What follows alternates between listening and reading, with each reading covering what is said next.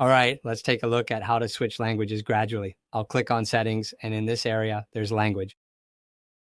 Okay, let's make a selection. For example, if we want to switch to English, we choose English. Of course, we have so many languages to choose from here.